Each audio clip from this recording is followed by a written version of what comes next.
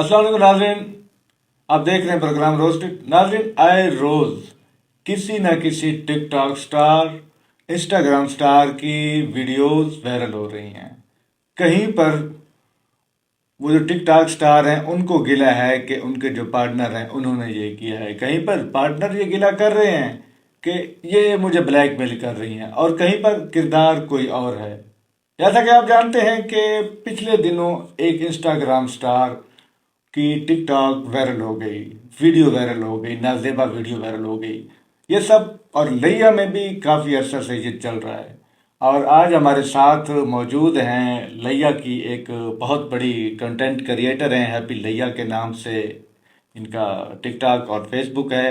नबीला कौसर साहिबा, हम आपको रोस्टेड में खुश आमदीद कहते हैं।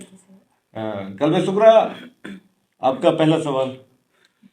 सबसे पहले तो मैं जो नबीला हमारे पास आई है मैं उनका बता दूं, हमारे लिया वाले जो रोस्टेड देख रहे हैं, हमारे व्यूवर्स के नबीला माशाल्लाह बहुत अच्छा लीड कर रही हैं। हैप्पी लिया एक कंटेंट उन्होंने स्टार्ट किया हुआ है जिसमें वो बहुत अच्छा काम कर रही हैं। और मेरे ख्याल से जनफर जिस तरह से नबीला काम कर रही हैं, अगर बाकी लिया की लड़कियां भी जो हमारे टिकटॉकर्स हैं जो और तरह से पैसे कमाने में लगी हुई हैं, वो अगर इसी काम में इसी कंटेंट को अगर फॉलो करें तो शायद उनके साथ जो इश्यूज होते हैं वो कम होना स्टार्ट हो, और उनकी एक इज्जत भी जो है वो बहाल होगी इस चीज़ से कि आपका कंटेंट आपके लिए बहुत ही ज़्यादा जो है ना एक अच्छा इमेज आपका बनाता है। तो सबसे पहले मैं तो नबीला को जो है ना पूछूंगी कि नबीला, आप ये देख रही हैं कि आजकल जो है ना हमारे आए रोज़ हमारे टिकटॉकर्स की जो है ना वो वीडियोस वायरल हो रही हैं, तो उस पे आप क्या कहेंगे कि मतलब इसके पीछे या तो उनका जो पार्टनर है वो चीट करते हैं या फिर वो खुद करती हैं, ये मतलब माजरा क्या है? ये डिबेट है एक दो अलग अलग के, या तो पार्टनर वो कहती हैं कि हमारे अच्छे नहीं है और वो कर देते हैं, या फिर जो है वो मैं ये समझती हूँ कि वीडियो बनाती ही क्यों है। ये मैं आपसे थोड़ा सा पूछूंगी इस चीज के कि ये वीडियो बनाने का मकसद ही क्या होता है। सबसे पहले ma'am thank you so much, आपका प्रोग्राम मैं देखती रहती हूँ। जिस तरह आप हाईलाइट कर रही हैं बहुत सारी चीज़ों को, तो होना भी चाहिए। आप माशाल्लाह वैसे भी ख़वातीन के लिए काम कर रही हैं, तो जानी पहचाना नाम है माशाल्लाह लिया में आपका। तो बात सबसे पहले वही आती है आपकी कि ऐसी वीडियोस बनती ही क्यों हैं। हाँ, आखिर ऐसी कौन सी मजबूरी होती है उनको इस तरह की वीडियोस बनाने की। इट्स मीन अगर कोई चीज़ आपकी बाद में आ रही है तो कहीं ना कहीं आपका हाथ तो है ना उसमें। बेशक आप वायरल करना ये मैटर नहीं करता कि आपने वायरल की या आपके पार्टनर ने वायरल की या किसी थर्ड पर्सन ने की है, तो आपने बनाई ही क्यों है। एक तो मैं ऐसी फैमिलीज चाहे लिया का जिक्र करें, ऐसी वो बहुत सारी फैमिलीज जो हैं वो सपोर्ट कर रहे हैं, बहन भाई मतलब हैं या माँ बाप हैं, या जिस तरह से वो उनको सपोर्ट कर रहे हैं, उनको एक ही चीज़ चाहिए कि पैसा कमाओ, जिस तरह से भी कमाओ। ठीक, देखें सब कुछ पैसा नहीं, सबसे पहले आपकी रिस्पेक्ट होती है। हाँ, पैसा तो आपको कहीं से भी मिल सकता है, और पैसा आपको वही मिलना जो आपके नसीब में है। वो आप पे डिपेंड करता है आप गलत रास्ते का इंतखाब करें या फिर सही का करें। तो हमारे यहाँ शॉर्टकट ढूंढ रहे होते हैं कि शॉर्टकट में हम जल्दी जल्दी आगे निकल जाए। नबीला, मेरा आपसे एक सवाल है। लिया की 2 से 3 टिकटॉकर्स की वीडियोस वायरल हो गई, ज्यादा की हुई थी लेकिन अच्छा, सामने 2-3 की आई। 2-3 की आई। खैर, ये जो है ना एक बड़ा नाम था, इनकी फैन फॉलोइंग भी अच्छी थी। और मजे की बात यह है कि वीडियोस के बाद इनके फैंस की तादाद या जो सब्सक्राइबर्स की तादाद है वो आसमान को पहुंच गई। खैर, व्हाट्सएप जो भी है उसकी जो भी रीजन और है, कुछ उनको हाईलाइट भी करती हैं। अब हम अमशा की जो बात करें ना कि उनकी जो वीडियोस वायरल हुई हैं उसके बाद वो डीएक्टिवेट कर गई हैं, मतलब वो इतनी शर्मिंदा हुई है इस चीज से कि वो डीएक्टिवेट। और कुछ अच्छा, हमारे सवाल लिया की ऐसी सवाल होती ये है है कि इस सब के बाद जब आप लोग पब्लिक गैदरिंग में जाते हैं, आपके फैंस जब कमेंट्स करते हैं, आपको बतौर टिकटॉकर एक कंटेंट क्रिएटर क्या महसूस होता है कि ये सब क्या हो रहा है? असल में जब इस तरह की कोई चीज़ें सामने आती है ना, तो पहली बात तो अगर आप कहें ना कि मैं टिकटॉकर हूँ या सोशल मीडिया पे हूँ, तो फिर पहली बात तो सर से पाँव तक लोग आपको देखते हैं, क्योंकि उनकी वही नज़र होती है कि ये भी वही हैं, वही उनके दिमाग में चलता है। तो फिर आपका कंटेंट जो है इन्हीं सब चीज़ों को देखते हुए हमारा लिया जो था वो बड़ा बदनाम हो रहा था, कुछ लड़कियों की वजह से, कुछ लड़कों की वजह से, कुछ माशाल्लाह बड़े बड़े बिजनेसमैनों की वजह से। तो आप उन जो टिकटॉकर्स हैं उनका नाम लेंगी? मुझे नहीं लगता, वो वैसे ही समझ जाएंगे, नाम लेने की जरूरत नहीं पड़ेगी। वो वैसे ही समझ जाएंगे जो कर रहे हैं, जिन्होंने रातों रात पैसा कमाने के जुनून जिनके सर पे नहीं, सवार हमारे है। ऐसे फॉलोअर्स आते हैं, ऐसे कमेंट्स आते हैं कि हम उनका नाम क्यों नहीं लेते, तो आप उसमें क्या कहेंगी कि उनको क्या रिप्लाई देंगे हम इस चीज में, क्योंकि हमें उनको तो हमारे से सिर्फ यही गिला होता है, नाम क्यों नहीं ले रहे, हाँ नाम क्यों बिल्कुल, नहीं हम ले नाम रहे। भी बताएंगे इंशाल्लाह, नेक्स्ट प्रोग्राम में उनके नाम भी अच्छा बताएंगे। नबीला, लैया में ये जो सब कुछ हो रहा है, इनकी सरबराही कौन कर रहा है? आखिर वो कौन से किरदार हैं? इनकी सरबराही माशाल्लाह बड़े बाइज्जत लोग कर रहे हैं, बाइज्जत। कौन लोग हैं वो? कुछ ऐसी जगह भी हैं जो मतलब बड़ी, मैं क्या कह सकती हूँ, मैं उनका क्या नाम दे सकती हूँ कि मतलब मैंने तो उनको एक नाम दिया कि गॉड फादर है। हाँ, गॉडफादर कह गॉड फादर तो हैं, वो कोई किसी इंस्टीट्यूशन के सरबराह हैं, किसी हो भी सकता है। नहीं, मतलब वो सिविलियन है, कोई सरकारी इदारा है, कोई इंफॉर्मेशन का इदारा है, क्या है? इनके बीच का भी कुछ हो सकता है। मतलब इनकी बैक पे कोई ना नहीं जब नहीं, भी ऐसे खुल के काम बात बैक कर पे रहे तो हैं होता है। कि मीडिया के लोग सपोर्ट कर रहे हैं, बिल्कुल कह रहे हैं। गवर्नमेंट से कर रहे हैं, पुलिस सप्लाई कर रहे ये हैं, क्योंकि ताकि ये हो कि इंतजामिया ना वो कल को हमें वो जो भी है वो कर गिला रहे करे। हैं। आपका इस हवाले से क्या एक्सपीरियंस है? एक्सपीरियंस मेरा कोई पर्सनल इतना खास तो नहीं रहा, लेकिन जब भी कोई इस तरह का मामला होता है ना, बड़े लेवल का, या फ्रॉड का कह लें, या इस तरह कोई मामला होता है, तो उसमें ना इदारे हमारे इन्वॉल्व होते ही हैं। या फिर ऐसा क्यों होता है कि जब ये सारा काम हो जाता है और उसके जाने के, अभी आप किसी का देख लें ट्रांसफर के बाद, इसके बाद बोला जाता है, जब वो मौजूद होते तब नहीं बोला जाता। तो इट्स मीन के कहीं ना कहीं इनका रोल तो होता है। जैसे हमारे डीपीओ साहब जो हाँ बिल्कुल, हमारे सहाफियों का गए रोल हैं। भी होता है उसमें, कहीं ना कहीं हमारे इदारों का भी रोल होता है। चले अब्दुल हई के मामले को देख लें आप, तो उस टाइम पे नहीं बोलते ये लोग, तो ना बोलने की क्या वजह से, वही वजह हो सकती है। आप विचारा करिए। सर आप कह सकते हैं, साफियों की तरफ तो है मेरा। अच्छा, और लैया में पिछले 10 से 15 सालों में तो केसेस होते रहे थे, लेकिन अब पिछले 5 सालों में जो ब्लैकमेलिंग के केसेस हैं वो बहुत ज्यादा हो रहे हैं। लड़कियों की तरफ से कहा जाता है कि ये आदमी हमें हरासा कर रहा है, ये वो कर रहा है, इसने मेरी इज्जत लूट ली, और एंड ऑफ द डे वो सुलह कर लेती हैं। असल में इसमें ऐसा होता है कि जो बहुत से जेन्युइन केस होते हैं, बहुत सी फीमेल तो आती ही नहीं है इस साइड पे, क्योंकि वो कह रही हैं हमारी बदनामी हो जाएगी या कुछ इस तरह। जो अच्छी फैमिलीज की लड़कियां होती हैं वो तो इस साइड पे आती ही नहीं है। बहुत सारी होती हैं, वो समझते हैं कि अगर हम सामने आएंगे हमारी इज्जत खराब होगी, लेकिन जो इस तरह का फेस कर सकती हैं, अगर वो सामने आ भी जाती हैं, तो जो हमारे लोग हैं, चाहे हमारी पुलिस की बात कर लें या मीडिया की बात कर लें, वो उन्हें जीना हराम कर देते हैं। वैसे भी वो इस तरह से उन्हें सहूलियात ही नहीं मिलती कि वो आगे आ जाएं।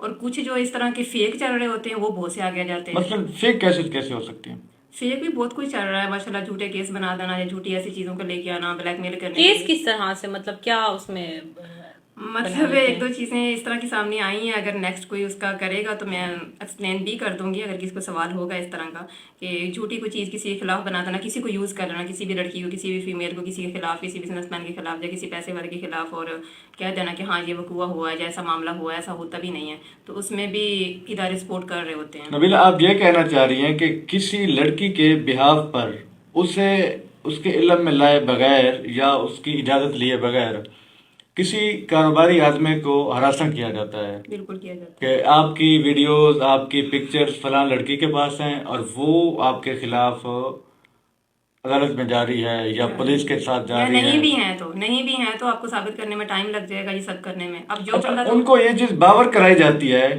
कि अगर आपकी पिक्चर्स नहीं भी हैं, आपकी चैट है, चैट की बुनियाद पर या अगर रिलेशनशिप नहीं भी है तो उसको साबित करने में आपको काफी मंथ लग जाएंगे।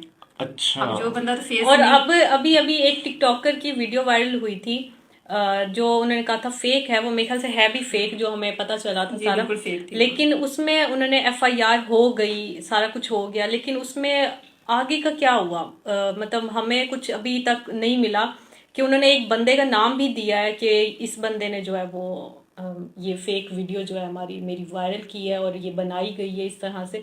तो उस पर आप क्या कहेंगी कि वो किस तरह की हुई है? ये प्री प्लान था या फिर मतलब वाकई में किसी ने की है?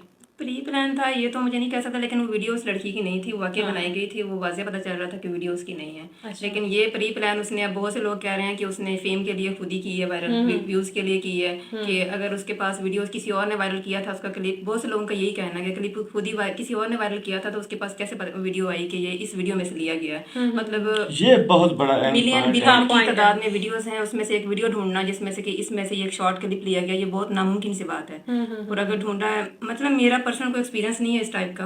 अच्छा, एक बात और भी कहना चाहूंगी कि लोग आपको ब्लैकमेल कैसे कर सकते हैं जब तक आपका कोई इस तरह वीक पॉइंट किसी के पास नहीं है? कोई कैसे ब्लैकमेल कर सकता है आपको, चाहे लड़की है चाहे कोई लड़का है? मतलब कहीं ना कहीं कुछ ना कुछ तो होता है आपका ऐसा बैक के जिसकी बेस पे आपको कुछ ना कुछ वीक पॉइंट होता है जहाँ पे लोग आपको ब्लैकमेल कर रहे होते हैं। नहीं, अब किसी लड़के का किसी लड़की के साथ रिलेशन है, रिलेशन से मुराद एक जर्नल है, वो एक दूसरे को पसंद करते हैं या शायद वो इन फ्यूचर शादी करना चाहते हो, इस दौरान वो बातचीत चलती रहती है, एक नॉर्मल सी बात है। पहले हमारे मशरकी माशरे में नहीं होता था, आजकल आम है। उसके बिहाफ पर किसी को ब्लैकमेल करना, मतलब लड़के ने कोई ऐसी नाजेबा चीजें भी नहीं भेजी, नाजेबा गुफ्तगू भी नहीं हुई। बिल्कुल हो रहा है ऐसा भी। और फिर भी ऐसी बात होती है जो बहुत से लोग ऐसे होते हैं जो कि उसको फेस कर सकते हैं, उन्हें फ़र्क नहीं पड़ता इस चीज़ का कि हमारा कोर्ट में नाम जा रहा है या हमारा पुलिस स्टेशन में नाम जा रहा है, जो उनकी फैमिलीज़ को हर चीज़ को फेस कर सकते हैं। फिर बहुत से लोग ऐसे भी शरीफ होते हैं जो उनकी सब चीज़ों को फेस नहीं कर सकते। उन लोगों के लिए सबसे बड़ा मसला जो ब्लैकमेल वही लोग होते हैं, उनको ब्लैकमेल किया जाता है, क्योंकि जो बंदा फेस कर सकता है वो कोई ब्लैकमेल नहीं होता। हमारे नए डीपीओ साहब आए हैं, पिछले खैर जो भी थे, उनके नीचे जो अमला काम कर रहा था उनका किरदार कैसा है इन सब केसेस में? मतलब वो जो रियल में विक्टिम्स होती हैं उनको सपोर्ट करते हैं, ब्लैकमेलर को सपोर्ट करते हैं, या फिर मुझे तो लगता है ये जो ब्लैकमेलर और जो डील वगैरह होती है उसमें ज़्यादा सपोर्ट किया जा रहा है, जो हमारी पुलिस भी है। आपका अगर जेन्युइन केस है उसमें तो आपको जलील होना पड़ता है, एफआईआर करवाने के लिए भी। हाँ, ये बात बिल्कुल ठीक कर रहे हैं, एफआईआर करवाने के लिए भी जलील होना पड़ता है, आपको चक्कर लगाने पड़ते हैं। तो वहीं पे अगर एक दो ऐसे कोई भी हुए जिसमें कोई सच्चाई भी नहीं थी और वो हो भी गए हैं बगैर किसी मदैया के हो गए हैं, तो वहाँ पे तो मुझे बड़ी हैरत हुई है इस चीज़ को देख। एक केस ऐसा हुआ कि जिसमें एक प्रोफेशनल लड़की की एफआईआर हो गई। मतलब इंसिडेंट तो उनके साथ हुआ था, लेवल कोई भी था, और उसी जगह उसके साथ एक रियल जो है ना लड़की बैठी थी जिसके कपड़ों से खून बह रहा था, उसकी एफआईआर नहीं हो सकी थी, और जो प्रोफेशनल थी उसकी एफआईआर हो गई। नहीं, ये तो मेरे साथ खुद के साथ भी हुआ है कि मेरे पास 2-4 ऐसे केसेस जो आए और बिल्कुल रियल थे, और हर चीज़ मेरा बताना भी, मैंने उनको बताया भी कि ये सारा कुछ उनके साथ हुआ है, प्रूफ भी दिए थे, पिक्चर्स दिखाएं, वीडियोस दिखाएं, लेकिन पुलिस ने वहाँ पे कोई जो है ना वो उसमें कोई अच्छा रोल नहीं अदा किया। असल में मुझे लगता है जो थाने में छोटे लेवल का स्टाफ बैठा होता है ना, अगर सब इंस्पेक्टर की बात करें या एसएचओ साहब की बात करें ना, तो बहुत सी चीजें ऐसी भी होती हैं जो एसएचओ साहब के नॉलेज में भी नहीं होती। छोटे लेवल के लोग खुद भी कर रहे होते हैं डील। फिर बहुत सी चीजें ऐसी भी होती हैं जो डीपी लेवल तक भी नहीं पहुंचती, उन्हें पता ही नहीं होता कि पीछे हो क्या रहा है। मतलब बहुत कम लोग हैं जो डीपी ऑफिस तक पहुंच जाते हैं। लेकिन डीपी साहब जो अब आए हैं वो काफ़ी ऑनेस्ट और अच्छे इंसान हैं, और उन्होंने आते ही खुली कचहरी जो है वो ओपन की है, और उन्होंने साफ बोला कि यहाँ पे कोई भी सिफारिश पे जो है वो ना आए, और यहाँ पे सबको जो है वो राइट्स मिलेंगे। लेकिन उनको ये बात शायद नहीं पता कि पहले जो है वो इतने डसे हुए हैं, हम लोग, हमारी आवाम इतनी डसी हुई है पुलिस के हाथों कि हमें खौफ आ रहा होता है, और हमें बगैर अप्रोच किए जो है ना जाते हुए डर ही लग रहा होता है कि भाई यहाँ पे हमें कोई इंसाफ नहीं मिलेगा। और मैं एक ही दफ़ा गजनफर में गई हूँ थाने में, और मैं बगैर उसके केस के वो किए जो है ना मैं वापस आई हूँ कि उस पर कोई अमल दरामद हुए बगैर। तो बड़ा अफसोस होता है जब लीगल एक आपके पास एक केस हो और उस पर आपका जो है ना कोई भी आपको सपोर्ट ना कर रहा हो, और आप एक अच्छे लेवल पे बैठे भी होते हैं। मेरे फेसबुक पेज के ऊपर एक आईडी ने कमेंट किया, वो शायद फेक आईडी थी, बेचारा डर रहा था। उन्होंने कमेंट किया जी लिया में अब जो पिछले डीपीओ साहब थे डमी एफआईआर काटी गई हैं। मतलब किसी को हरासा करने के लिए डमी एफआईआर काटी गई। जब मैंने उस बंदे से पूछा आप इस बारे में क्या बताना चाहेंगे, तो वो बेचारा डर गया और उन्होंने वो अपना कमेंट डिलीट कर दिया। ये क्या है? असल में सर कहते हैं ना जब एक माफिया बन जाता है ना, बहुत से इदारे मिलके काम कर रहे होते हैं, एक माफिया बन जाता है हमारा, तो हम उसके खिलाफ नहीं लड़ सकते। एक अकेला बंदा नहीं लड़ सकता। उसको कहीं ना कहीं आपको ना आके इस हद तक कहीं फैमिली के इशूज होते हैं। अगर कोई लड़की है उसके लिए तो इशू बनते ही बनते हैं। अगर कोई लड़का या कोई मर्द सामने आ रहा है, चाहे वो किसी भी शोबे से बिलोंग करता है, किसी से ताल्लुक है, अगर वो सामने किसी के खिलाफ निकल भी आता है इस तरह के माफिया के, तो उसको इस तरह से जलील किया जाता है कि वो कुछ नहीं बोल सकता। मतलब ये एक इंसान का काम नहीं है इन सबके खिलाफ उठना। सोशल मीडिया पर मुख्तलिफ व्हाट्सएप ग्रुपों में कुछ ऑडियोज वायरल हैं जिसमें जो मखसूस अफराद किसी मुलाजमीन का जिक्र कर रहे हैं कि वो भी हमारे साथ हैं। तो आपको इस नए डीपीओ से क्या तवक्कुआत है? डीपीओ साहब से इतना ही कहना चाहूँगी कि सर आप पहली बात तो ये है कि लोग डरते हैं आप तक आने के लिए, उन्हें डराया जाता है। आपके जो पुलिस के एहलकार हैं वो इस हद तक डरा देते हैं कि डीपीओ पास आपके पास जाएंगे तो ये हो जाएगा वो हो जाएगा, क्योंकि हमारे यहाँ ना इतनी अवेयरनेस नहीं है। एक हमारा शहर इतना एडवांस नहीं है कि एक तो हमारे बच्चियों को या हमारे लोगों को पता ही नहीं होता कि हमने जाना कहाँ पे। सही बात पे कि अगर कोई हरासा किया जाए, इस तरह कोई केस बन भी जाता है तो हमने पहले जाना कहाँ पे, कॉल कहाँ पे करनी है और एप्लीकेशन कहाँ पे देनी है। अच्छा, एप्लीकेशन का ये इशू बनता है कि जो हमारी पुलिस थाने में एप्लीकेशन लिखी जाती है ना, वहाँ थी था हे ही के चक्कर में यकीन करें पूरा केस बर्बाद कर दिया जाता है। आप अगर जाते भी हैं तो पहली बात यह है कि एप्लीकेशन किसी प्रॉपर वकील से लिखवाया करें, बेशक पैसे भरने पड़ेंगे, वो एप्लीकेशन आपकी सही होती है। दूसरा जो डीपीओ साहब के सर से यही कहना चाहूँगी कि आप लोगों की बात सुने। आपके लोग वाकई ऐसा बहुत कुछ हो रहा है थाने में जो कि आपके बिहाफ पे, सही बात है। तो उसमें बड़े बड़े लोग सपोर्ट भी कर रहे होते हैं और शायद अगर इस तरह का आपको कोई चाहिए होगा तो मैं क्लियर करूंगी उस चीज़ को कि मैंने क्यों कहा ऐसा, तो उसके खिलाफ आपको एक्शन लेना चाहिए। मतलब आप वो ऑडियो डीपीओ साहब को इस स्टेप पर देने के लिए तैयार हैं कि वो अगर उस पर एक्शन लें? बिल्कुल, मैं देना चाहूँगी।